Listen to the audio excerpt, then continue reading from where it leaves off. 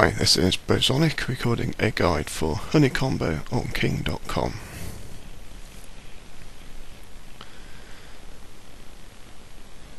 Honeycombo is mainly a game about speed. You've got to move through the combinations as fast as you can. The time bonus doesn't give you that many points, so it's generally better just to carry on making combinations right up until the time runs out. And the best way to do that is to leave one unturned hexagon and save that for the end. Right, so now I'm sorted. So I've got an H7-6 here, so I can save that combination, not turn any of those. And then I can do H7-6 right as the time's running out. So now I can just concentrate on getting points.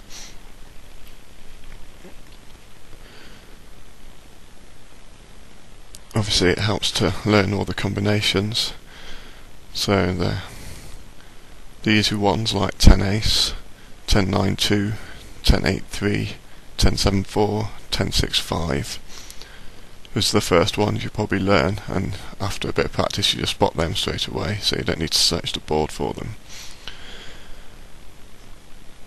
Then if you learn the other ones, there's things like 9 9 9 3, 984, 975, 876. All of those, the more you learn, the faster you can go.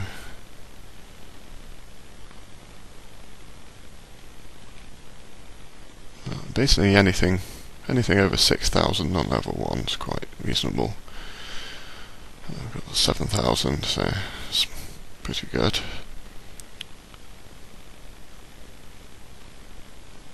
Now again, just turning over all the green ones to start with, and we'll save one for the end. It's often quite nice to leave an ace unturned, so just makes it easier to save it to the end. But I'm okay here. I've got a 9 10 2 here, which I shall save. So I've just got to make sure to remember not to turn either of those two.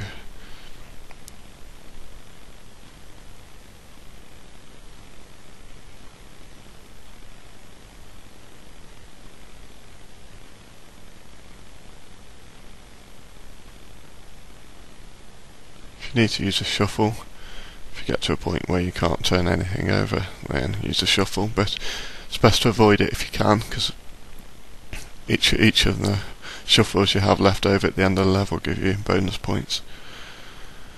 And on a big level like this, where it's nice and open, there's generally not much need for it. Occasionally, if you've got a small level where there's not that much choice, then shuffles can be useful.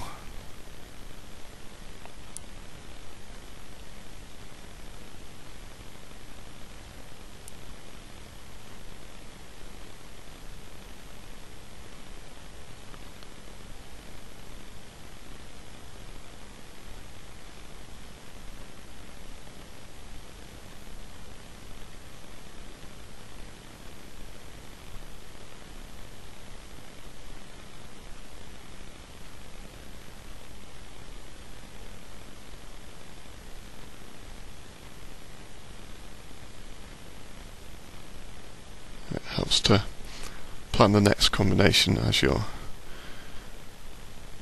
doing the current one, because you have to speed up, so if you know what you're going to do next, it goes a lot faster.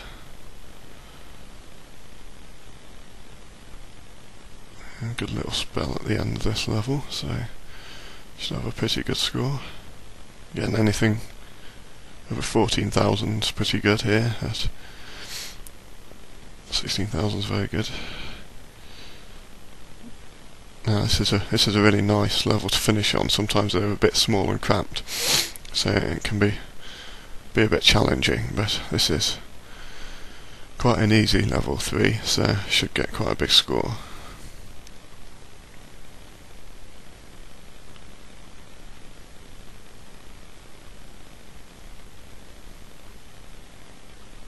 Again, just basically to start with, concentrating on turning over all the green hexagons.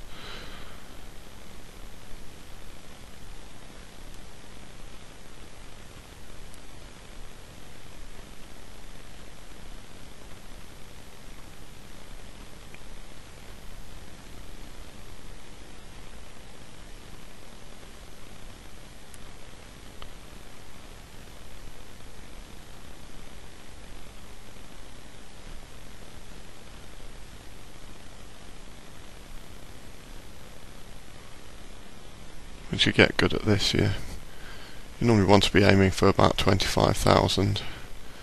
That should keep you going up until around 10,000 rank.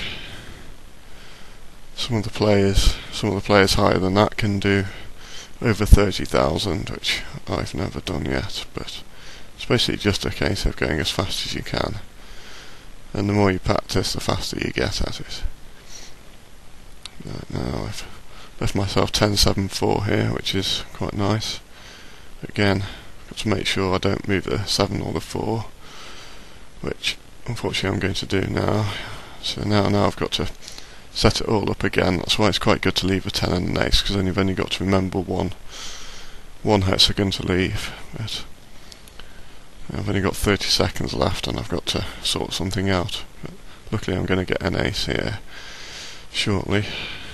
Alright, so now I'm okay. I get 10-10 ace to finish, so I can just concentrate on getting a few more points.